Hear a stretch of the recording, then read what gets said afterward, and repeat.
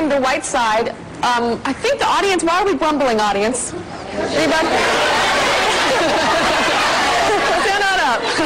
I have a feeling. She looks black, that's why. So I would, Yes. Jenna, there's a difference between looking black and you don't have to be black. I'm not just black. I am white too. I don't just only show my white side. Yeah, or my black side. I mean, tell me about black people and what they mean to you and how you feel about black people. I don't care for them. I really don't. It's just, I don't care for them for the way they act, the way they talk. They just kind of seem to do their own thing, and they're unpredictable. One minute they can be, you know, themselves, and it's not all black people. It's just mainly inner city blacks that I'm scared to death of. Scared of them? You're scared of black people? Yeah. Okay, and tell me about babysitting. I understand there's certain kids you won't babysit. Yeah, I won't babysit black kids because they're crazy. They're loud. Okay. So, Jenna, when you look in the mirror, what do you see? Tell me what you see when you look in the mirror. Me? I see me. I don't see a color. No, Jenna, you're not colorblind, so you do see a color. I do see a color. So what color do you see when you look in the mirror? I'm not talking about spiritually, figuratively, inside. I'm talking about with your eyes when you look in the mirror. I would love to see white. But what do you see? I see black. Okay. So tell me why you would love to see white. Tell me what makes you upset. Because they have a higher standard in America. They are higher standard? Okay. Yeah, or if I was even just lighter skinned, I would just have a higher, a higher personality. I don't want to say personality, but I would have a higher being. I would be more important. I'd be more accepted in the way I live my life. Okay. Now tell me about, there's a certain flag that you carry and that you I have my rebel flag. Explain what a rebel flag is. It just means... I guess we don't have to explain what a rebel flag is. No, it's just a flag. There is nothing serious about it. I mean, people need to get over it. It never meant, it's not, that's why I don't like being claimed as black, because it doesn't mean, just because you're white and you have a rebel flag, you're racist. You have that flag for a reason. Yeah, I have it because it's part of me. It's a part of my culture. It's just a part of me. It's who I am. Do you understand that the people that carried that flag years and years ago, hundreds of years ago, the people that carried that flag wanted to burn you? Do you understand that? But see, I look at it as, that was in the past. Okay, get over it. Step up. Do something different. Get over it. It's a flag. Okay, so tell me where you carry that flag. I have two in my bedroom, and I have one in my car. One in your car? Yeah. And then you go to rodeos? I go to the rodeo. I love the rodeo. Like, one time I went to the rodeo. I mean, I'm not always accepted. I went to the rodeo, and everybody looked at me like, what is she doing here, There's no reason for her to be here. But when I finally just sat down, put my chill in, and just relaxed, they were like, she's just like us. I mean... And do you carry the flag at the rodeo? Oh, no. Every year it's turned into a tradition where at the fair, right after our showing or sometime, I will run around the fair with my rebel flag, and just everybody's behind me cheering and everything. There's nothing. Okay. And tell me about, you were at the bowling alley one day and you called a girl something. Well, I was at the bowling alley, and this girl had started in on me, like, calling me, oh, so you think you're a white girl, so you think you're a white girl and everything. And then all of a sudden... What race was she? She was mixed. Okay. She was lighter than I was. Okay, mixed with black and white? Yes. Okay. And she was like, oh, so you think you're a white girl? And the next thing you know, she started in with the N-word. And she was like, N-word, N-word. I'm like, what do you mean? Like, what are you talking about? And I just go, I said it, And to me... But you called her that, or she called you that? Well, I don't understand how it came about, period, though. She just kind of came out and said it. And then I said it back to her. Okay. Okay? And then, but to me, the N-word does not just mean a black person. I did a show on bleaching. Yes. About black women bleaching their skin because they hated their skin so much. How many people saw that show? You guys saw that show? Okay. Okay, a lot of you guys saw that show. Okay, so you saw that show. What did you think when you saw that show? I was so happy. I was like, it shows, you know, it helped me. So that show was a tutorial for you? Yeah. Not a message of something being negative and can cause No. damage to your skin, damage to your health? No. Damage to your well-being and your spirit? No, it didn't, because, I mean, I want to be lighter. My brother is lighter than I am. I want to be like him. That's how he is, you know. I wish I could be as light as he is. I think something happened when you were young that is making you feel this way. We're going to go to a break in a little bit, but before we do, I want to show everybody a picture of Jenna. So, explain this photo. If you read, it looks like a KKK. It looks like a KKK mask. It's made out of a pair of jeans. I hang out in the parking lot. We hang out. It's a total joke. It even says, JK, JK, it's just a joke.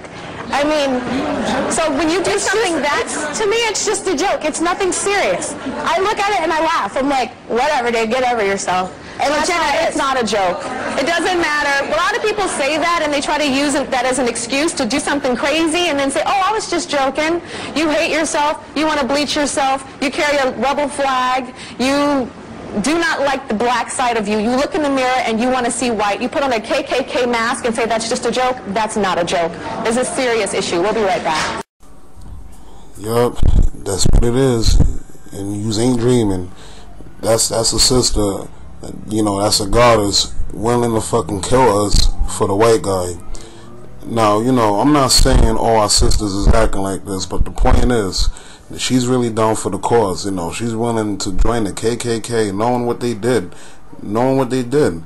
And that's unacceptable, because if I seen her, yo, I'll break her neck. I'm serious. I would have broke her neck. I'm not playing.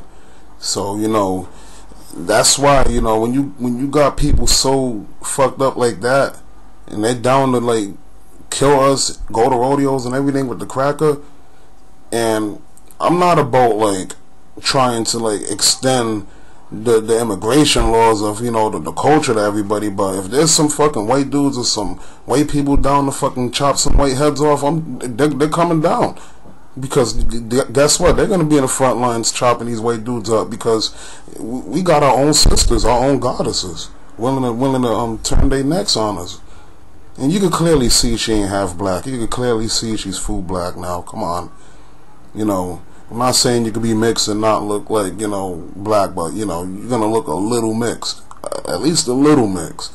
She just looked like a sister that's hot combed her hair. You know, this type of stuff, you know, when it's like this, it's a wrap. It's a wrap. So you gotta be able to like know who you could trust, because at this point, hate's coming in all forms of color. That's why I told you, when you got sellouts and Uncle Toms, it don't matter, because they're gonna fall when the beast fall. Last season on the Tyra Show, as a part of our continuing series on race, I did a show called Do Light-Skinned Blacks Have It Easier? And things got so crazy, it got so heated in our studio, and then after that show aired, we got all these phone calls, emails from black women everywhere who were convinced that lighter skin was better, and they were willing to do anything and everything and go through all these crazy extremes to get lighter skin. It was crazy. Check this out. I think light-skinned women are better than dark-skinned women. I don't have big lips, big nose, nappy hair. No, my features are good. Halle Berry is the same complexion as you, and you don't look better than her. In an age when cultural diversity is something to be celebrated, you might find it shocking to know that some people are trying anything to erase their ethnicity. People like this think that light-colored skin is a sign of beauty, and that dark skin is a mark of shame. And they're using artificially created chemical compounds to scorch their skin and bleach away the pigmentation that gives them their natural color. I'm going to start undressing myself completely and pretty much get every single area, every single spot. In the process, these people are exposing themselves to unknown and untested chemical compounds that can lead to mercury poisoning, psychiatric disorders, and more. What makes someone so desperate to lighten their skin that they'll try almost anything they think can bring results, no matter what the costs?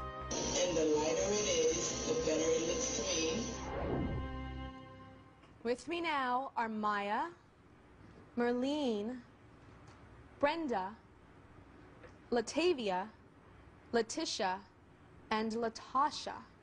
A lot of La's there. And they all admit that they bleach their skin. Let's start with you, Maya. How long have you been bleaching your skin? I've been bleaching my skin for approximately 10 years or more. 10 years or more, okay. And so when you were 16, you came to New York. Tell me that story of how you liked it. I moved to New York with my sister, and the weather was really cold. It was so cold, and I lightened up like very light. And because there was no sun. There was right. Okay. And I thought it was beautiful, and everybody, like, they would call me, hey, Red, come here, and all the guys, and I was like, wow. And then when I went home, it was the same thing. I was like, wow, everybody likes this lighter skin on me. So then you started bleaching. Mm-hmm. And then we have... because I started to darken back in Miami. Because you're from Miami. Mm-hmm. And then we have Brenda and Marlene. Now, you all are sisters. Yes. And you guys have been bleaching, what, for 4 years, Brenda? Yes, 4 and years. Tell me how it started for you. Well, it started back at elementary school, and like it was a black school, so there was a light-skinned girl in the classroom, and everybody liked her. Her hair was nice. She had all the advantages in the classroom, like she would be chosen to erase the board, and she was like, I wanted to be pretty like her. I would have it easier in life. And so you started bleaching because that was your inspiration. Yes. And then, Merlene, you were against it at first because you were scared your sister was going to get sick, but then you changed. Definitely. I seen the transformation in her. And at first, I was telling her, well, you can get cancer, and it's not good. You know, you have low self-esteem. But after a while, I was like, wow, she looks beautiful. She's glowing. Why not try it and, you know, and see what can happen? And when I did it, I became lighter than she was. Did you think your sister was pretty when she was dark? Yeah, she was pretty, but she looked way better, lighter. Way better, lighter. And then we have Latavia. Am I saying that right, or is it Latavia? Latavia. Latavia. You have a jealousy. Tell me about the jealousy that you have. I envied a lot of light-skinned girls in school because they always got ahead. They always got picked first, dates. So I became jealous. I wanted to be like them. I even sense a little bit of anger as you talk about it and pain as you talk about that. Because I'm always stereotyped, and I hate it, so I want to become what they are so I can stop being talked about. Mm-hmm. And you have children? A son. A son. Okay. Tell me about your son and what you think about dark-skinned babies. My son is black and Asian. I don't date dark-skinned men. And I think about black babies, it is always stereotyped. And I will not walk around with a dark-skinned baby on my hip. So you will not walk around with a dark-skinned baby. Did you have a baby with an Asian man so that your baby would be lighter? Exactly. Yeah, it's not the first time I've heard that. Okay, and tell me what is wrong with a dark-skinned baby on your hip? I become labeled as hoochie. It's always a stereotype. Because of a darker-skinned baby? A darker-skinned baby does not get the same treatment that a lighter-skinned baby gets. When I take my son to the daycare, I see the darker-skinned babies with snotty noses. They're never getting treated properly. And when I go pick him up, he's always on someone's lap. Because he's lighter. That's how I feel, yes. So, Letitia, you wanted to be lighter. You want to be lighter because of guys. Tell me about the guys. It's not just the guys. It's just past relationships that I've been in once I've gotten older. Past relationships that I was in, like 3 different relationships. All the guys cheated with a light-skinned woman, and they were all pregnant. So, mentally, that was scarring. So they got the women pregnant? Yes. So it made you feel that they wanted to procreate with something lighter? It seems as though, yes. Okay. And then Latasha, you started bleaching very early. Yeah. How old were you when you started bleaching? Well, my mom started bleaching us like 5 years old or something like that. 5 years old? Yeah. Your mother bleached you at 5 years old? Mm-hmm. And what did that make you feel like as a 5-year-old with your mom doing that? Well, I don't quite remember. I just know she said I used to like go in her cabinet and get it myself and put it on. And she saw a change, and then she just started putting it on me anyway. So you were a lot lighter than you'd naturally be. because of the bleach since you were 5 years old.